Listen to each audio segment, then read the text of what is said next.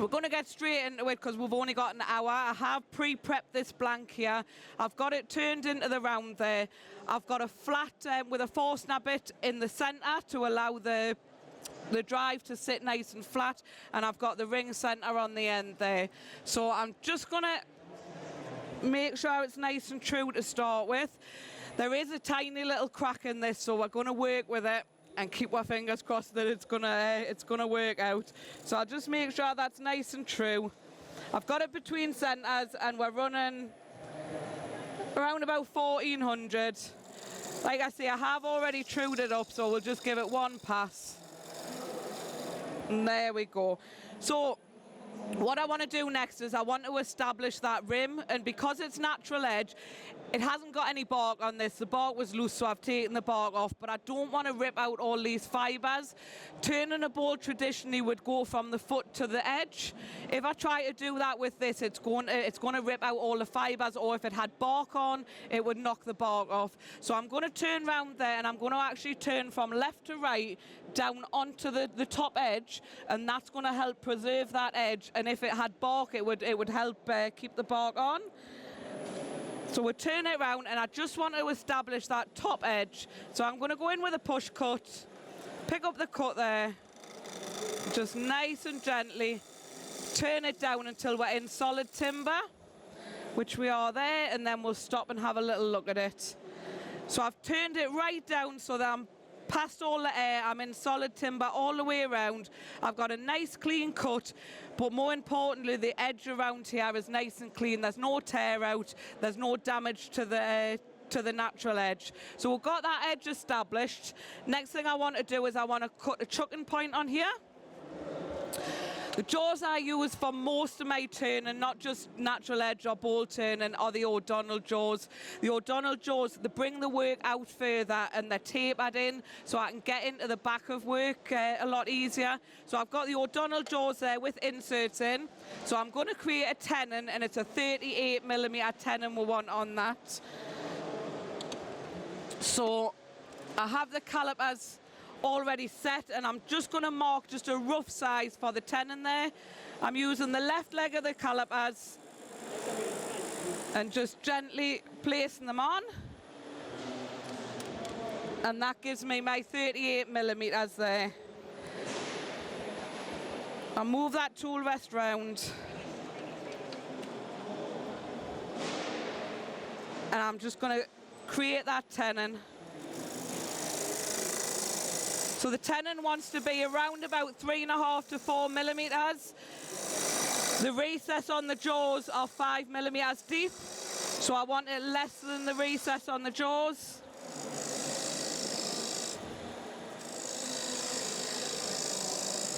So I am just going to go in with a small ruler and just measure the depth of them. And I'm exactly on 4mm there, so that's perfect. The O'Donnell jaws are dovetailed, so I need to cut a dovetail in. Dovetailing you can cut in with your bowl gouge, your spindle gouge, your dovetail tool. I've got a small skew was made for me when I started wood turning, and it's got pretty much the same angle as my jaws on it. So I use that one just to create that little dovetail. So I'll go in nice and carefully, pick it up on the edge, create that dovetail, and flatten off that little shoulder. I'm just going to make sure that's nice and flat there, which it is, and that's the tenon created. So I'm going to now turn a little bit of a shoulder, and then we'll start removing some timber to create the bowl shape. So I turn that round and bring it in as close as I can. I'm going to reduce it down a little bit.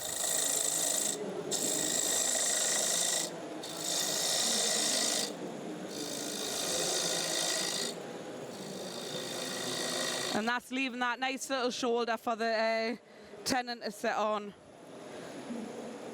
So I'm just going to use a pull cut there. I'm not looking for a nice finish at the minute. I just want to remove all this waste timber to start creating that curve for the bowl.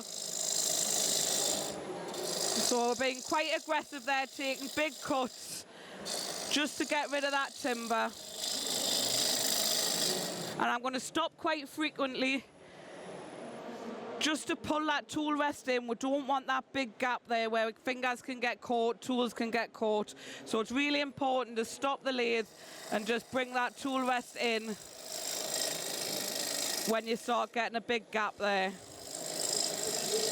So like I say, all I'm doing at the minute is a bit of bulk removal just to get rid of the excess timber and start creating that curve.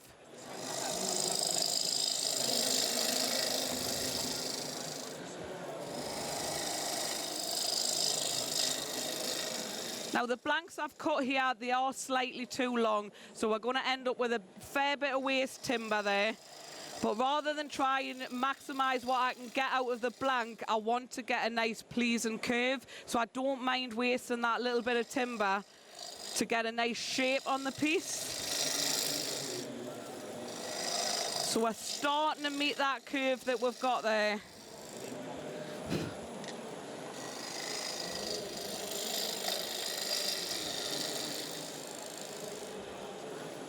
Get rid of some of that. Few more pull cuts. Now at home I would take a lot more time over the shape there. I would start creating the shape, step right back from the lathe and have a good look at the shape, because sometimes when you're close up you can't see the shape very well. So I would turn the lathe off, step back and have a good look and take a lot of time over creating a shape to get a nice pleasing curve. So we're just gonna blend that in there.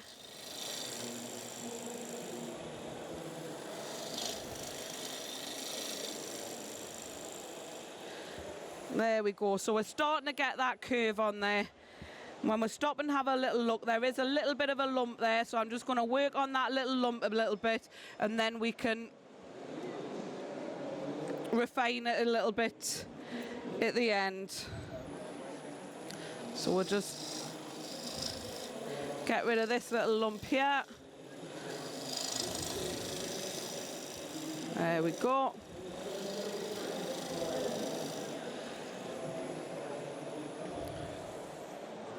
Now, I'm happy with that shape we've got on there. I just want to refine it a little bit. I've got a very slight line on there. So what I'm going to do is I'm going to use a shearing cut. Just handle right down into my side there, and I'm using the bottom wing of the tool. I've got the tool rest in nice and close. I'm using this bottom wing of the tool here, and I'm just very slightly gonna go in there, and I'm just tickling the timber just to refine it up on the wings there. I'm doing about the first maybe 15 mil, and then I'm going to change hands and I'm going to do the next little section there. And that little line I've got here, I'm just going to blend that in.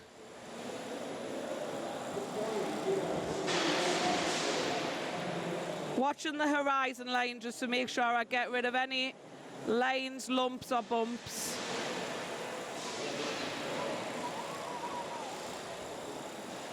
And the shavings that's coming off, it's a lot different. You've got your big heavy shavings there, and then these shavings are just tiny fine little hairs.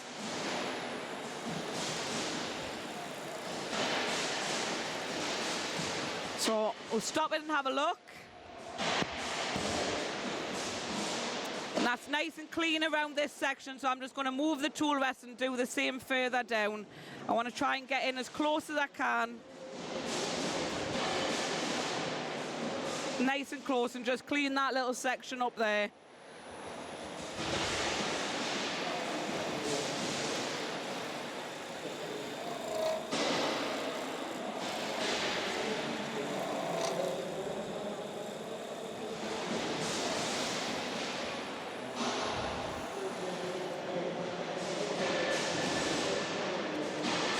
It's just a little mark on this section here, so we'll get rid of that.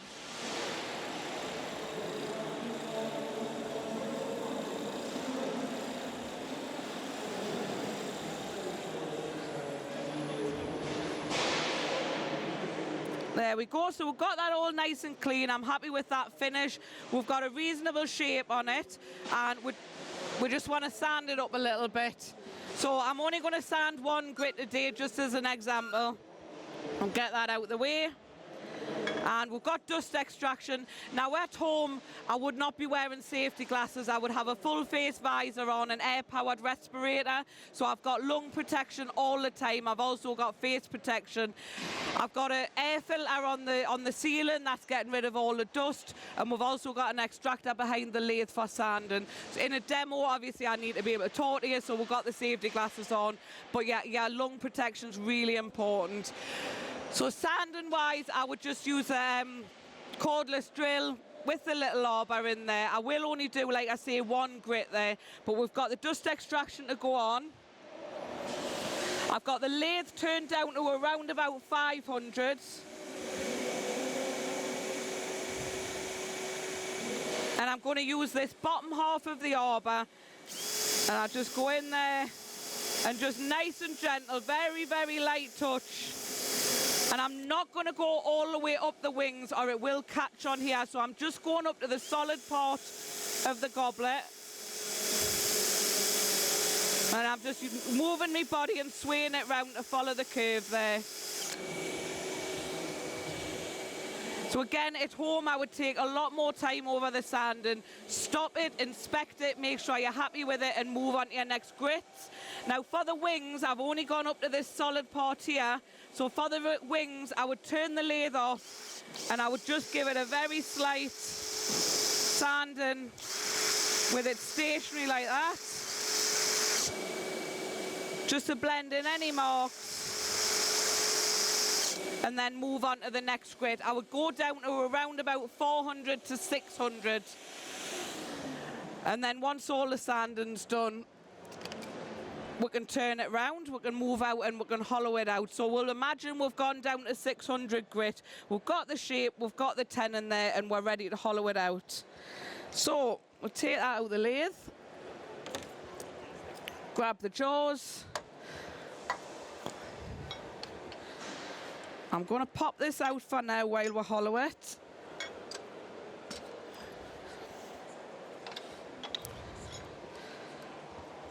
And we're going to pop that in the jaws.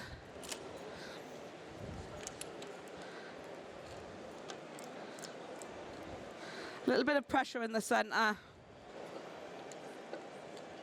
There we go. So I'm just going to take that drive out of there.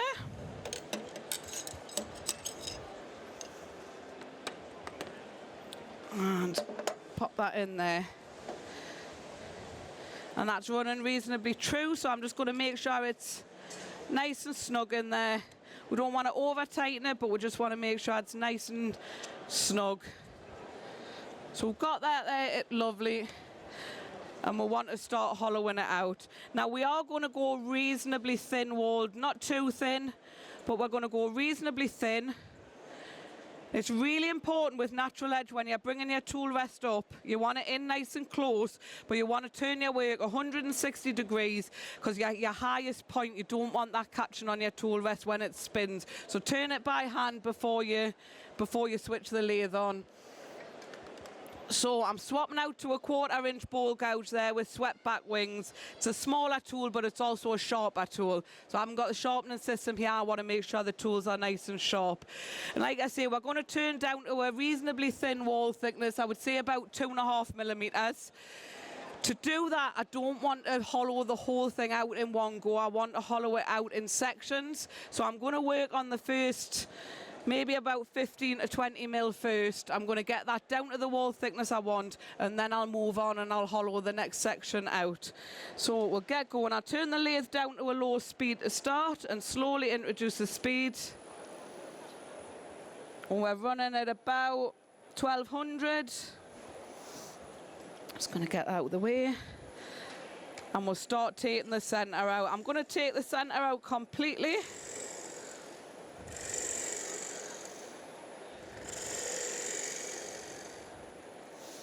I'm going to turn that speed up just a little bit. We'll go about 15.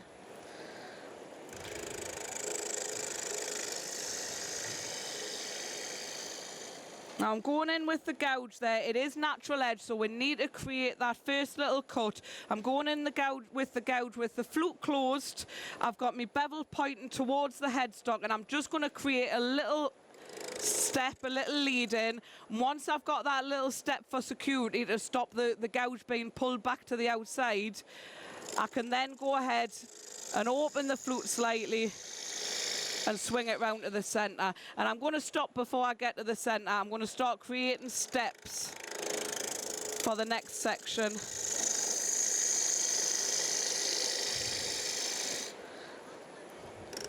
So we don't want to be too greedy with the cuts there. Just nice small cuts.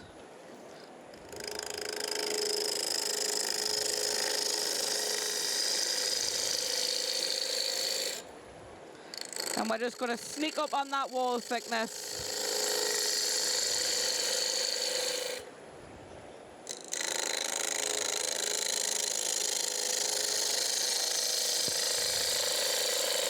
So I'm not quite there. I know I'm not quite there yet, but I am going to stop it and I'm going to check it. So with the natural edge, because you've got your lower sections and you've got your higher sections, if you don't get that wall thickness accurate, it's going to be thinner at the lower part and thicker at the top part. So it's worth checking while you're still quite thick, checking to make sure that you've got the wall thickness right, you've got the angle of the bevel running right, and then you can follow that angle the thinner you go. So we are looking pretty even. The thickness there and the thickness there is looking pretty even. And what I'm making sure is this first section I'm cutting right down into solid timber. So I'm not just cutting the top wings, I'm going all the way into the solid timber. So we'll sneak up on that wall thickness.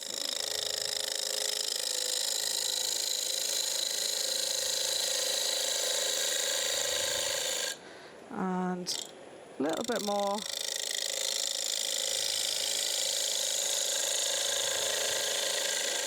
There we go.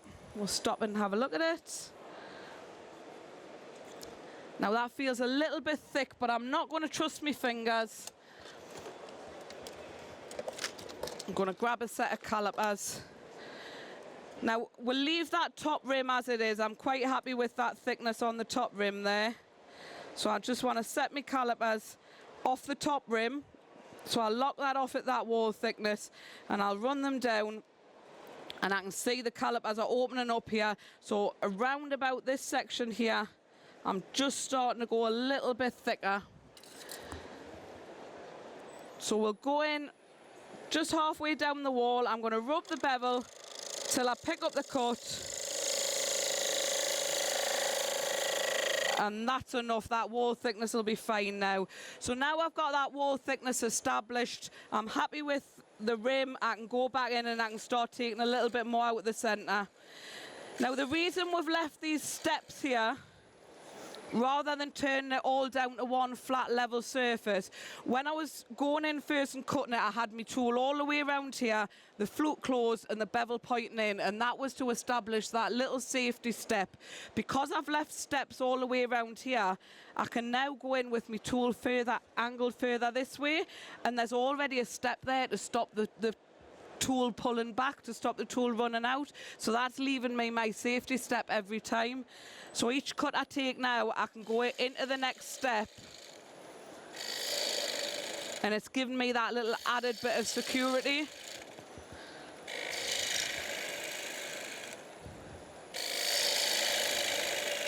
So I'm going to just start leaving the next set of steps.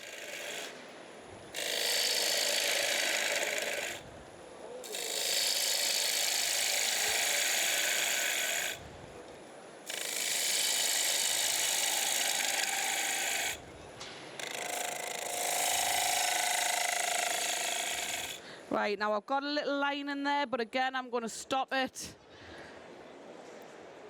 It still feels a little bit thick with my fingers, so if I go down with the calipers, I can see the calipers stop there, and as I run down, there's quite a little bit of excess timber there. So I've got quite a lot to take away from about this section here down. So again, I will go in there, I'm just going to rub my bevel till I pick up the cut.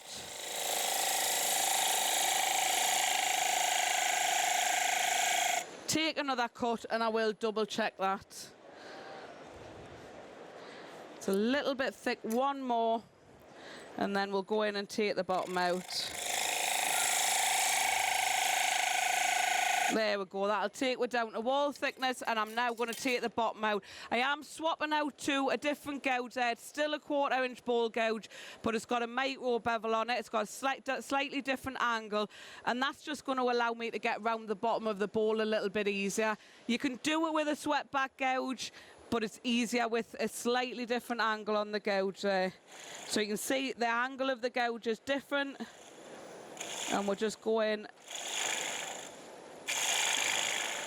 And we're going all the way at the centre each time now and taking that excess timber away.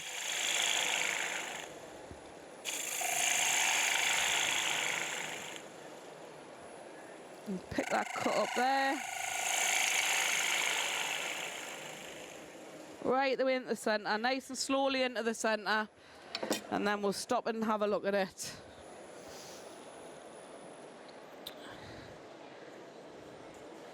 That feels pretty smooth.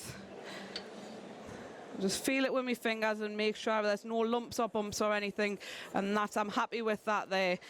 So we've got that centre turned out. Again, we need to sand it. I will only do 1 grit of sanding. I'll leave that there. Same as before, I'm going to turn the lathe down to around about 500.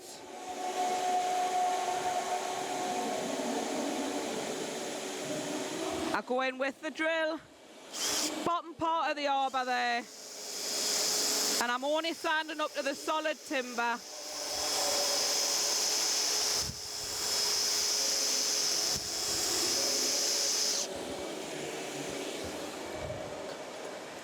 I will give that a clean off on the inside, get rid of the dust.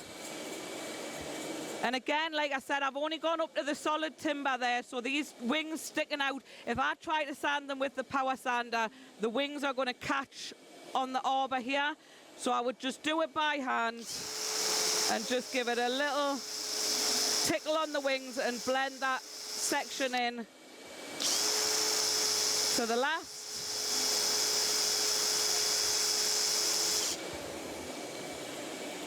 Give it another brush off.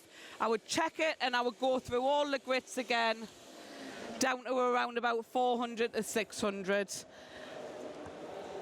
So that's the bowl turned on the inside. We now need to get rid of this big bit of timber here, and what we're aiming to do is leave a tiny little 5mm tenon on the bottom.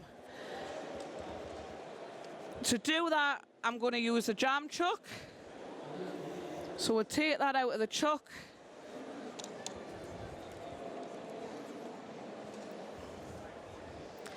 And we'll pop a jam chuck in. I'm going to bring the tailstock back up.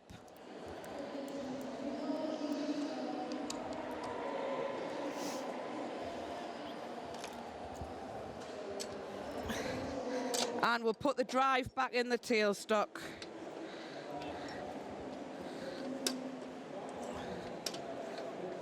There we go. So I've got the same drive as I had before, and when I threw the timber up, I've still got that little centre mark in there. So if we pop the drive in, I'm putting some tissue paper over the jam chuck just to protect the inside that we've got all nice and sanded. And then I can bring that tailstock up into the little hole that we've got, and that's going to make sure that we've got it as centred as we possibly can have it. So I bring that up.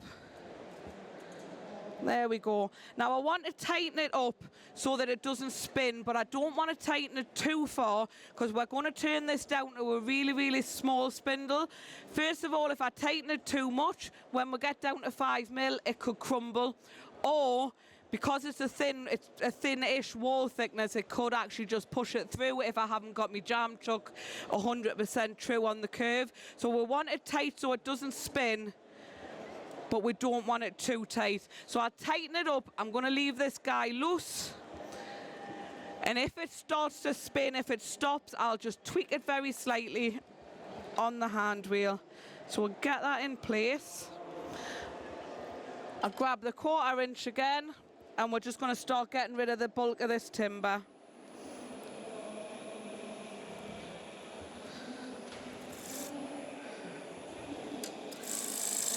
Oh, so a little bit of spinning there, so I just tweak that a little bit more. Oh, and a bit more. So we don't want to take too aggressive cuts. Now we are only pushed up against a bit of timber here, so they do want to be quite light cuts. And I'm aiming to get rid of the bulk of this timber, and I want to just follow that curve down into the centre.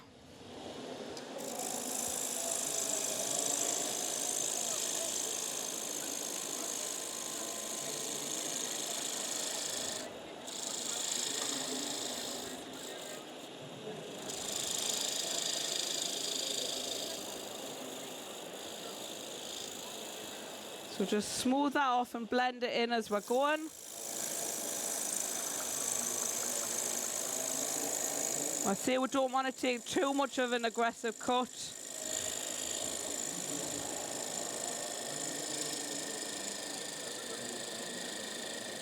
Down.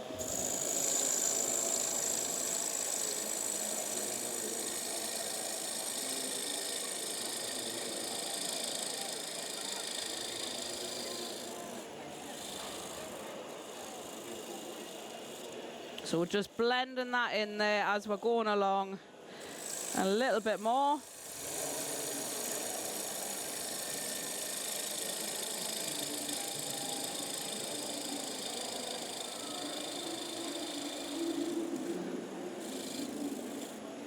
And we'll keep going.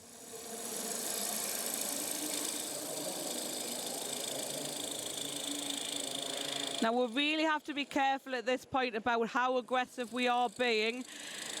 The timber it's a ball blank basically, so the grain is running. The grain is running this way. If I'm really aggressive with this, the grain's running this way, I could just snap that off. So I need to take really, really light cuts. The tenon's going to be strong enough to glue into the stem, but if I start pushing really hard on it and trying to be really quick, you could actually just snap it off. So we just need to be really gentle.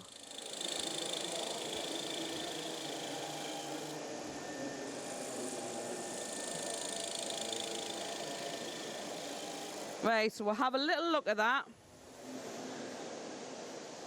Now I'm happy with the finish on there. So again, sanding wise, really quickly with the cordless down to 500. I'm just going to blend that little section into the top section. I don't want to go all the way up because I've already sanded it. I just want to go in and just blend the two sections in together.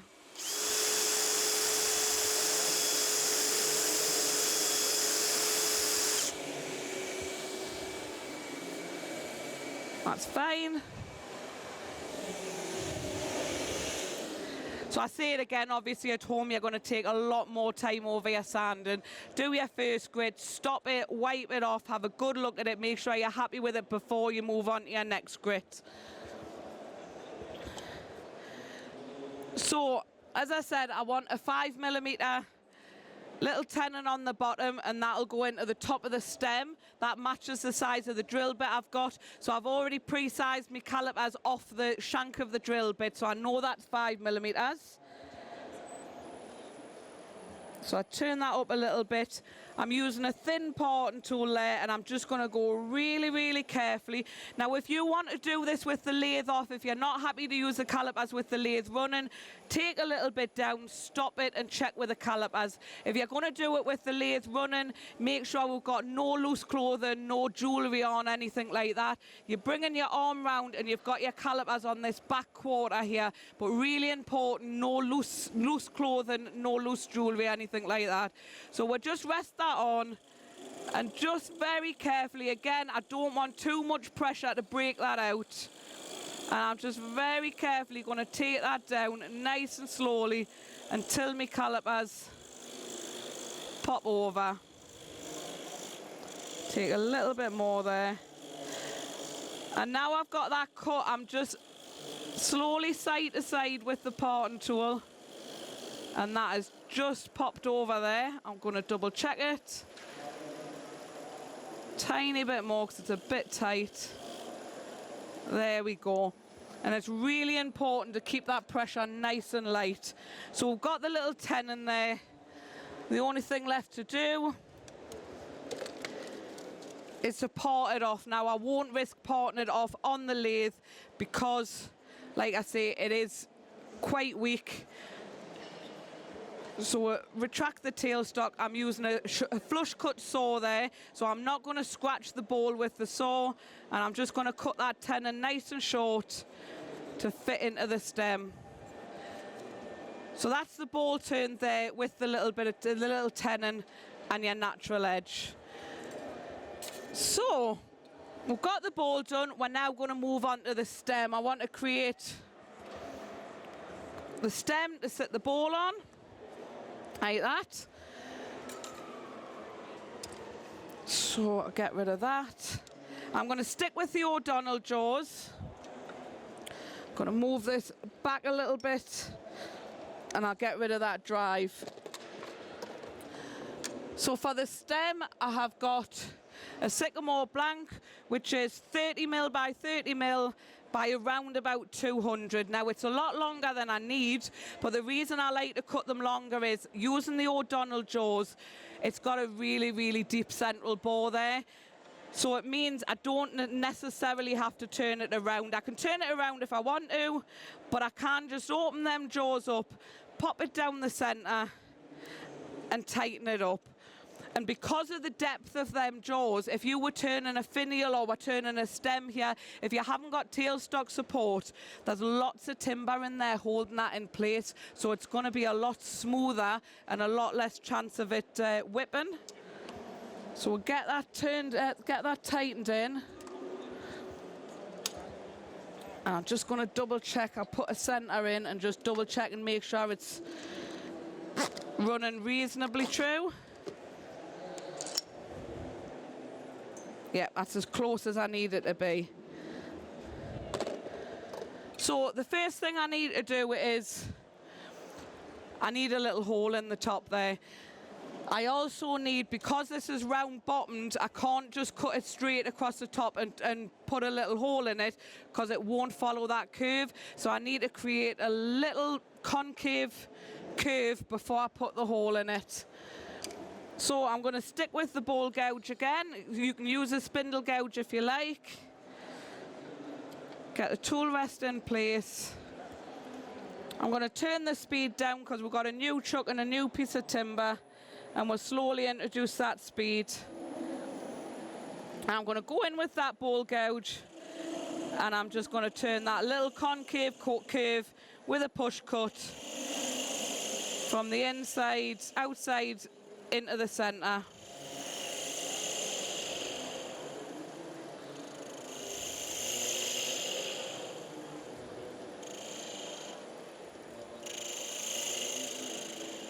There we go. I'm going to turn the tool over there and I'm just going to create a little lead in there, just a little dimple in the center to allow the drill bit to run nice and true when we drill the center. So we've got that curve. Next I want to drill a little hole. So I've got a Jacob's chuck in here and I've got a 5mm drill bit in there. Now depending on the size of your goblet, 5mm for this particular size I find quite nice. If it's anything bigger, I would probably move up to maybe 6mm, 7mm or 8mm drill bit depending on the size of the goblet. You can make that tenon a little bit bigger and it just means the joint's nicer for the bigger pieces. So bring that up. Drilling on the lathe, we want to turn the speed down to the same as sanding, around about 500. We want to go nice and slow. We're only going in a tiny way, but we want to keep it safe. So I like to hold on to the Jacob's chuck here, but when I hold on to it, I'll hold on to it behind the teeth. So if it does start to spin, I've got a little bit of control on it, but it's not going to spin with those teeth on my hand. So I've got a hold of it behind the teeth, and we'll just wind it in a few millimeter. We've got a nice clean cut there. So I'll stop it, take that out, and I just want to test the bowl. So it looks like that bowl's going to sit nicely in that curve. If your curve's a little bit too shallow, when you test your bowl, you'll see gaps.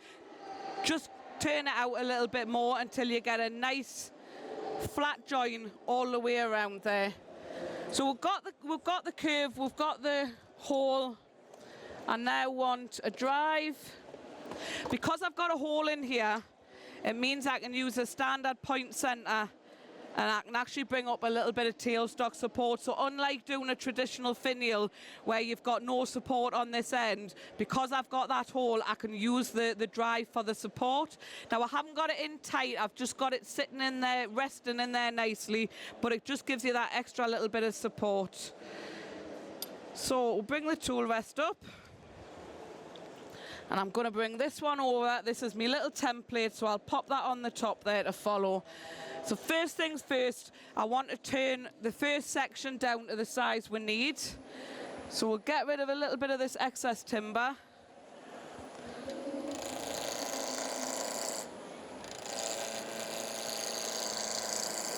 I'm just knocking the corners off to start with.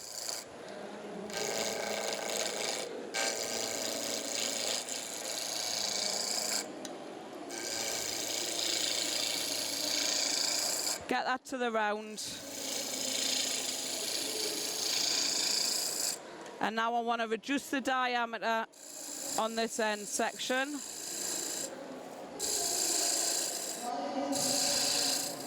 So you can do any design you want on the stem. But the advice I was given years ago was if you were doing finials, if you're doing stems, plan it out before you start turning. And if you plan that out, you've got an idea in your head, it's a lot easier to get your proportions right. So, I've got another set of calipers. We're going to follow the same style here. So I've got another set of calipers, and they're set roughly to the size I want on the top there. They're a little bit big. There we go. So I've got those set. So I want to just turn this top section down to size. So I'm going to use the parting tool, and again I'm going to check the size with the lathe running. If you want to do that with the lathe stopped, just stop the lathe, check it, go back in, take a tiny bit off and check it again.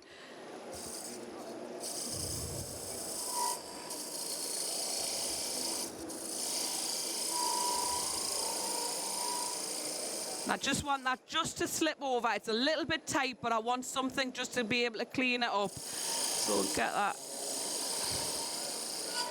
There we go. So I now know that that's the size I want to turn down to. I'm going to clean this section up and get it turned down to the same size all the way along.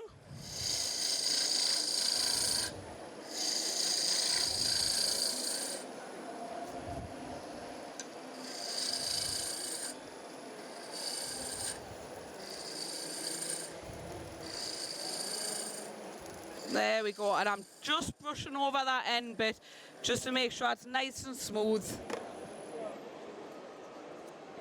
That's great. So the next section I need to do is this little cove. I've got a little flat there and then a little cove. So we'll grab a spindle gouge and I'm going to turn a little cove. I'm not going to measure it, we're just going to do it by eye. In fact, I want to bring that tool rest in a little bit closer. We'll get it in as close as we can. There we go. And we'll go in with the spindle gouge and just start creating that curve from one side. Oh. And then from the other side, we're going to make that a little bit deeper. And again. Now we need to remember we want a nice deep cove, but we don't want it too deep because there's a 5mm hole running into the centre.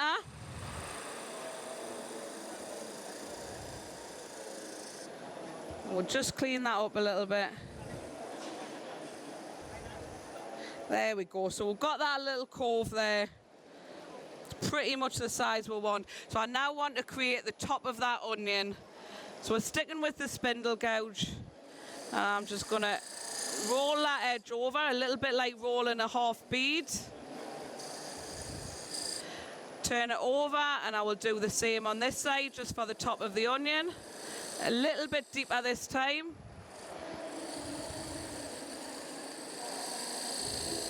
Then we'll go in and pick that up at the edge.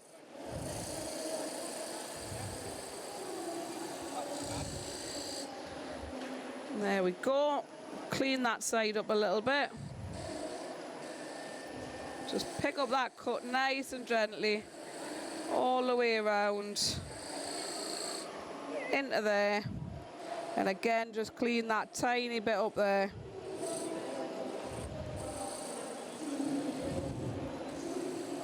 There it is there. So I just want to crisp that up a little bit. So I've got the 6mm point tool there, and I'm just going to go in very carefully and just clean up that transition where the spindle gouge won't get down to, and just make it nice and crisp. There we go. So next thing I want to do is I want to start creating the taper. So I'm going to turn a little bit more timber away. I find it easier just to swap to the ball gouge. I can get a little bit more timber a little bit quicker. And I want to turn that down to roughly where the narrowest part is. So I take a little bit more away there. There we go, and we can now start tapering that down. So I swap back onto the spindle gouge. And I'm just going to start turning that curve going in into the taper. Wrong spindle gouge. We'll go with a 3/8 spindle gouge. So we just want to create that little taper going in.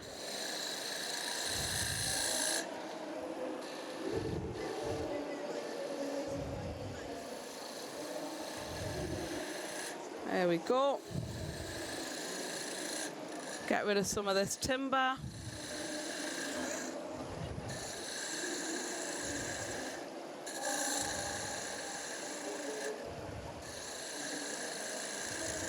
And we're just nibbling away at it. And we want a nice clean taper going all the way down.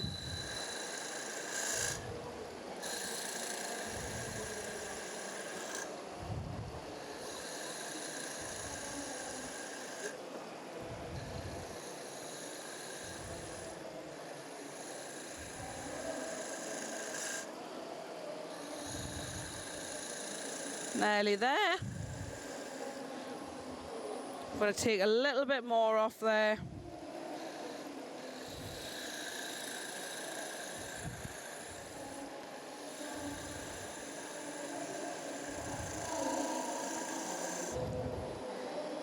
Now I'm just going to use the bottom wing of the tool there. I've got my fingers around the other side. I'm not putting pressure on here. I'm not pushing on here. I'm just putting a little bit of light pressure just to support it. And I'm using the bottom wing of the tool there, and I just want to clean up that little bump we've got.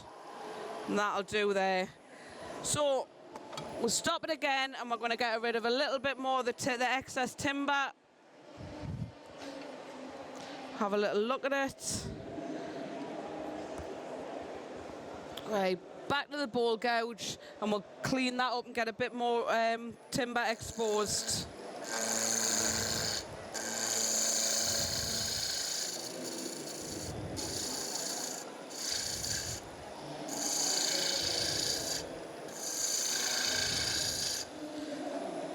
So pull the tool rest in a little bit. We want to be in as close as we can get. And we'll just reduce that down a wee bit to work on. Now I want to be down, like I say, to the narrowest part, which is roughly about here. So I want to reduce that timber down to about, we're going to say about there.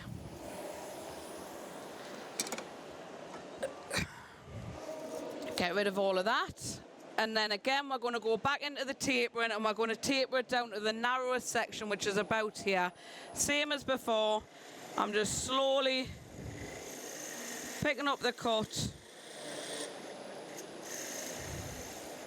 and tapering it down. I don't want to take a big cut because it's getting quite thin and we don't want to snap it. We really don't want to snap it at this point. So just taking our time.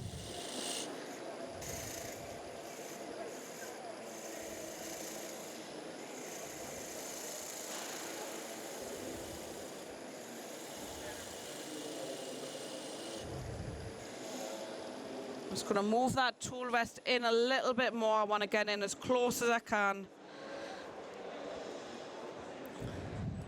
I've got another little lump there, so I want to try and take that out this way. So pick that cut up and I want to follow that taper down.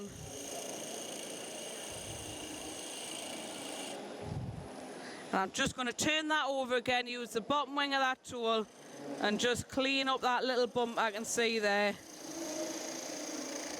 Now because I've got the tailstock pressure there, I don't need to sand it in sections. Normally if it was a finial, I would do the first section, I would sand it, move to the next section. Because I've got that little bit of support there, I don't need to do that. But I still just need to go nice and slowly and gently with light pressure. There we go. So that's going to go right the way down to that middle section there. I now want to start creating the base. So I know the base is going to be around about here. So we'll stop that and move the tool rest again. And I want to reduce a little bit more timber. So I just want to be really, really careful. I don't want to push on it too much.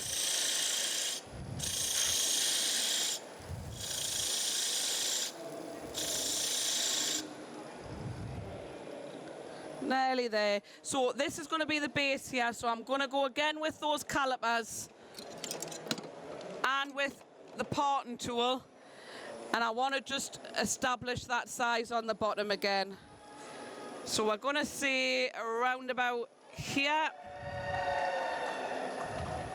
Round about there. I'm going to open the cut up a little bit. Go in with the calipers. And gauge that size that I want. That's it there. So I can now turn it down to that size.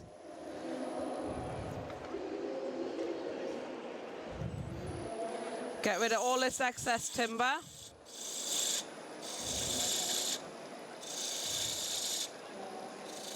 And at this point I want to create that curve there and I want to taper it down to meet in the middle. So we're going to say around about here. I'm just going to stick with a bowl gouge because that's what I've got in my hand. And I just want to start creating a little curve. Get rid of the excess. A little bit more of a curve.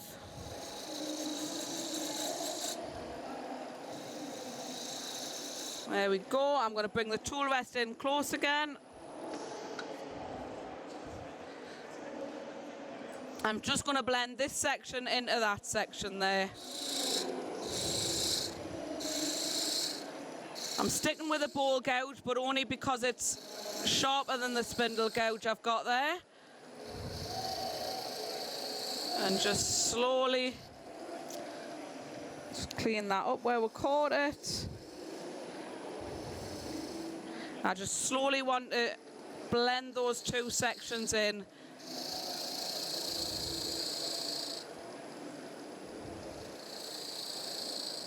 Have a look at it. A little bit more out of the centre now. I've got a little bit of pressure on the back there just to support it and make sure that curve's nice. There we go. Clean that little bit up there. There we go. So we've got the shape established there.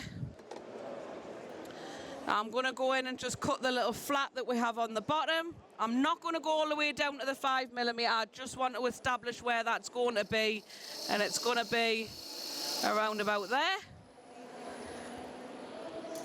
And then we can go in and we can sand it again. I'll do 1 grit of sandpaper just as an example.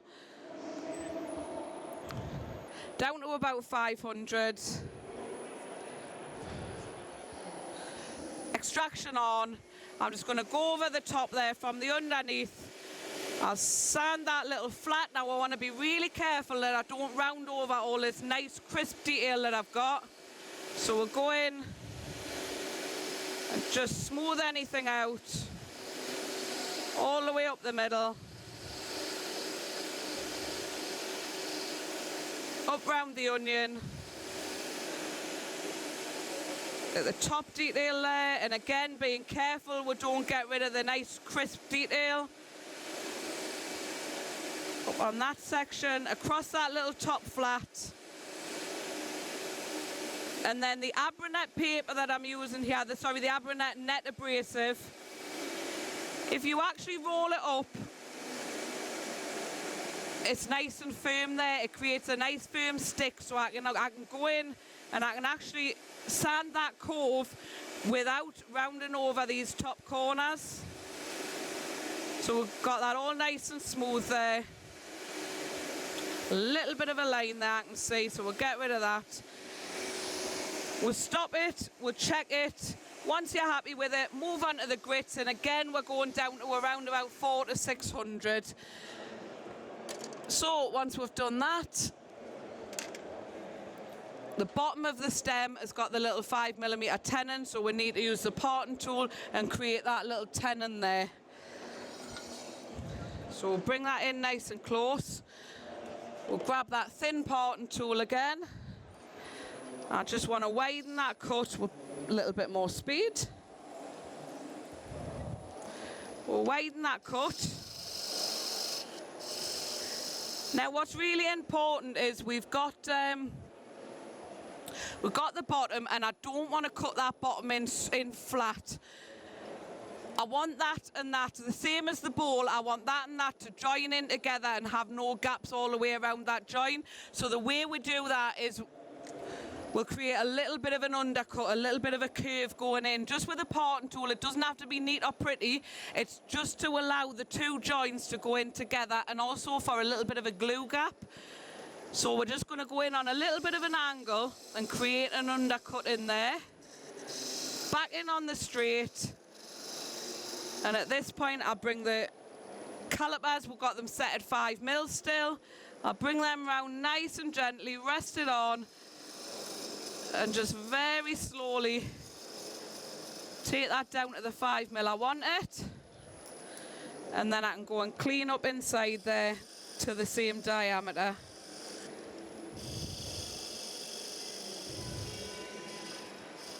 Now I'm fogging up a little bit, so I'm going to just double check it with the calipers at the top section, and it is still just a tiny little bit too big.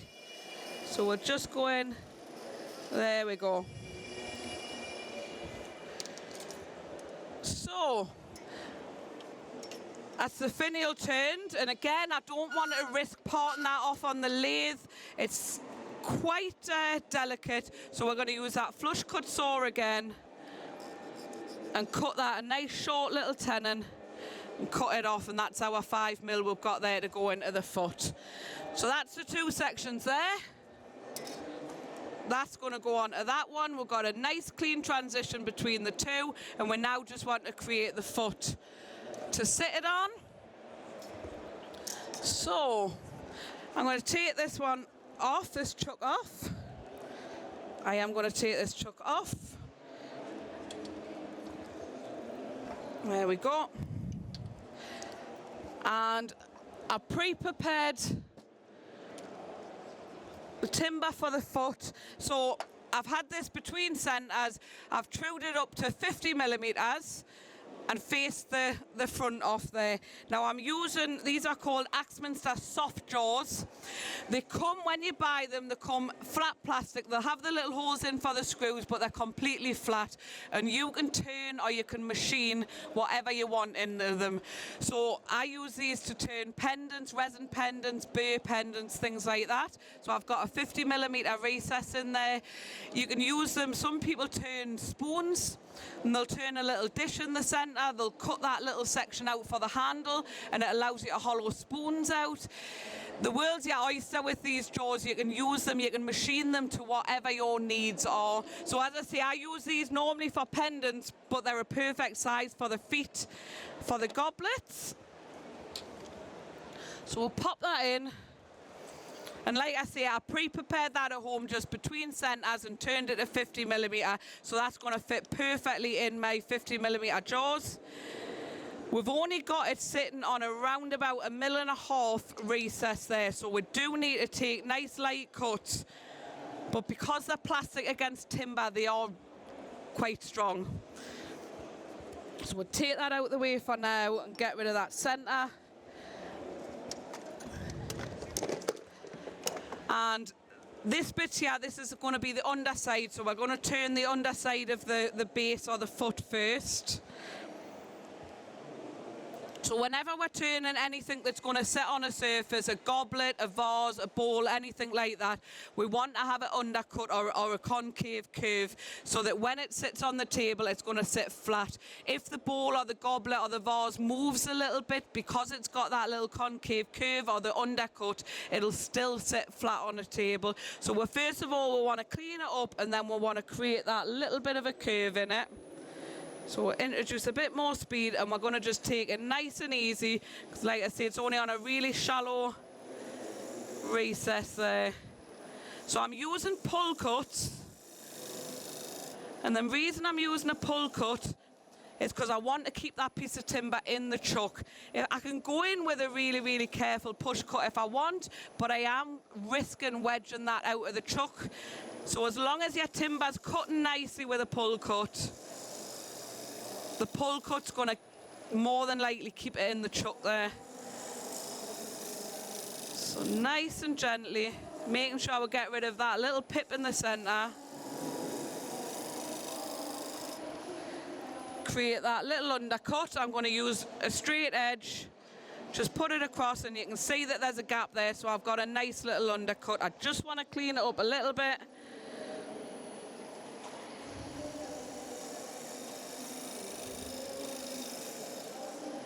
Now aesthetically, the feet on these goblets, it's not essential, but when I turn these, I like to have a little bit of a chamfer just on the edge there, and when it sits on a table, it just allows that little shadow gap around the bottom, and I think it makes it look a little bit lighter and less clunky.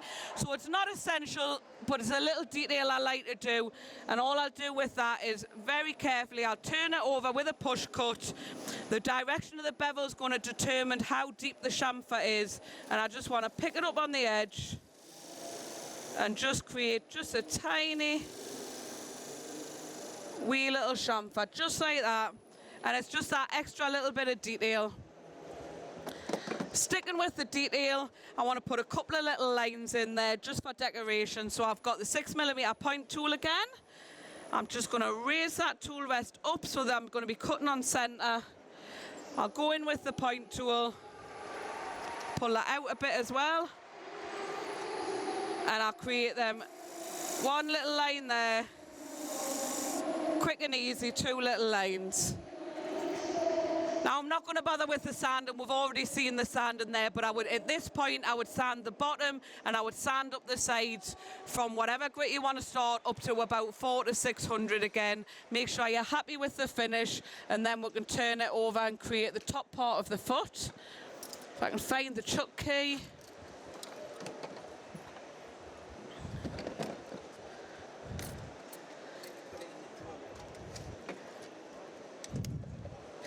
Thank you. Who was that? Thank you. You're now the keeper of the chuck key, okay? Sorry? Yeah. So we turn that over, and pop that back in the jaws. So we're using the same set of jaws there. Now again, it's personal choice, whatever design you want to use for these. Personally, I'll get the ruler.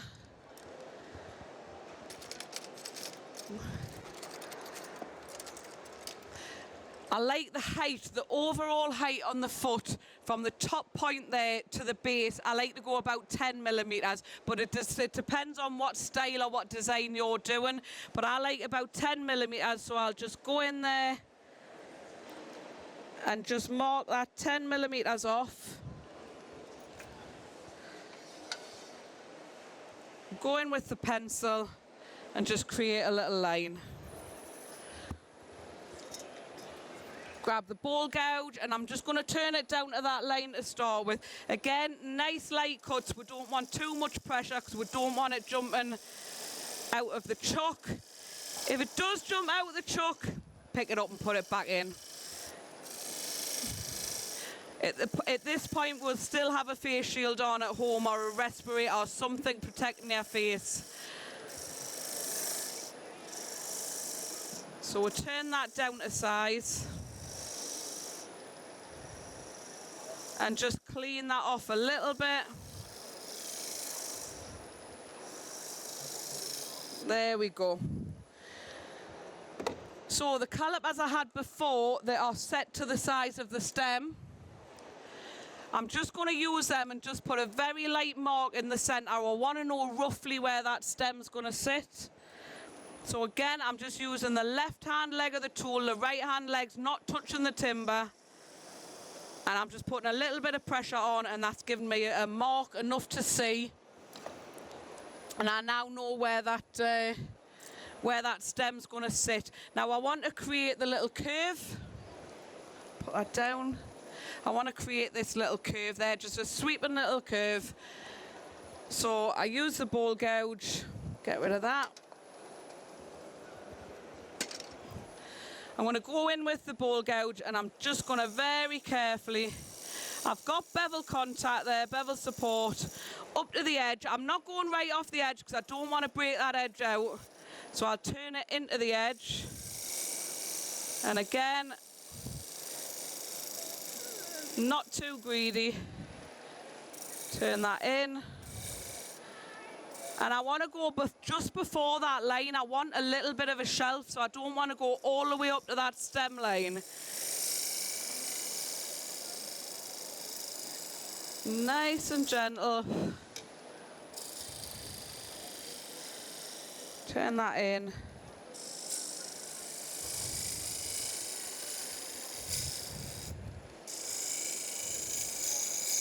Now we'll stop and have a look at it. And that's a little bit too heavy for me, so I want that curve to be a little bit deeper. So pick that up. We've got bevel support there. Up to the edge, and I'll just nibble that little edge off with a push cut. Clean that up.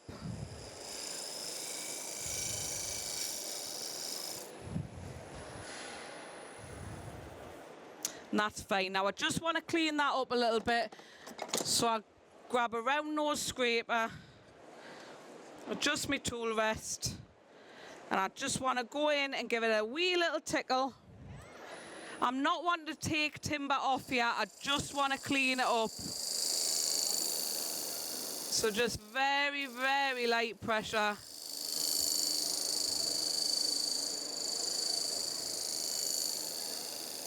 There we go. So that's nice and clean now. Last little bit, we want to create another little undercut or another little concave curve just very slightly into the center.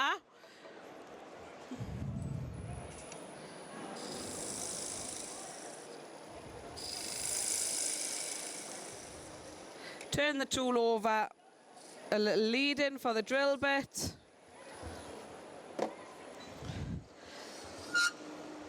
We'll get our tailstock back on and get the hole drilled in it.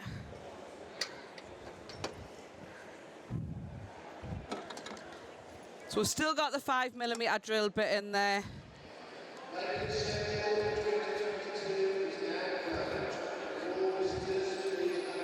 Turn that speed down. We'll not listen to him. We've got a little 5mm hole in there. As before, we would sand that all the way through to 400 to 600. I generally finish these with a Danish oil, but whatever finish you want to use on them is fine. Pop that in there. And a little bit of glue, CA glue, wood glue, whatever you want to use. And that gives you a natural edge goblet there. Oh, thank you.